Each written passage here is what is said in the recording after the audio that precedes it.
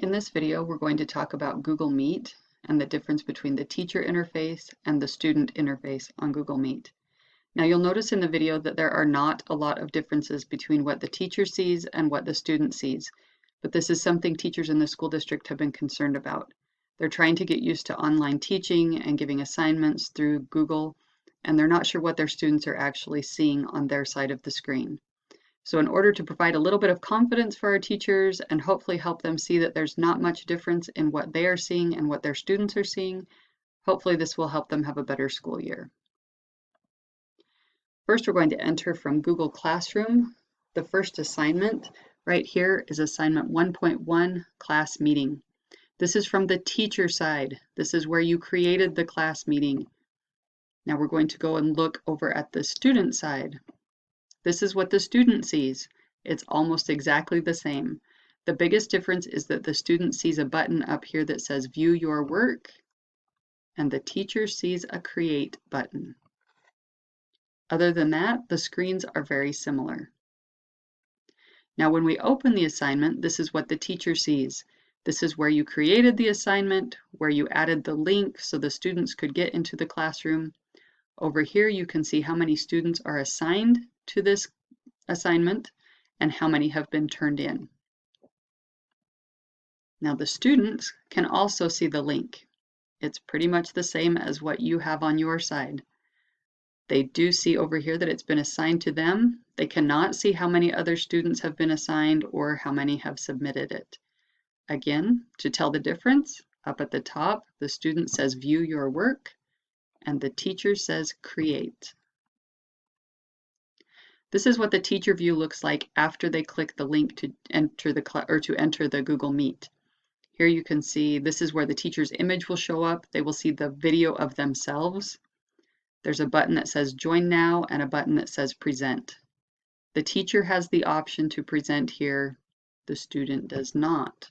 So when you go over to this screen, which is what the student sees, they can ask to join the meeting. You see the teacher side says Join Now. The student side says Ask to join. And presenting is not an option. So that's the difference between what the teacher sees and what the student sees. Now, when we go on to the next screen, this is the teacher sitting in the classroom, and you can see a student has requested to join the classroom. So right here it says someone wants to join this call. The teacher has the option to admit the student or deny entry to the student. Here's what the student will see after they enter the classroom, assuming that this is what the teacher looks like. Isn't she beautiful? So this is the student view. Here again we have the teacher view. You can see what the teacher sees in the classroom. This is our student sitting there in class. Now, another option that is on Google Meet that you may have considered using is the backgrounds. You can change the background. Now, in this image, I'm showing you my messy kitchen. You can see my refrigerator and things that are in the background.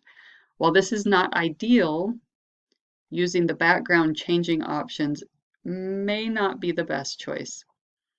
In this image, you can see what I look like clearly, and even though you can see my messy background, it might be better than these options.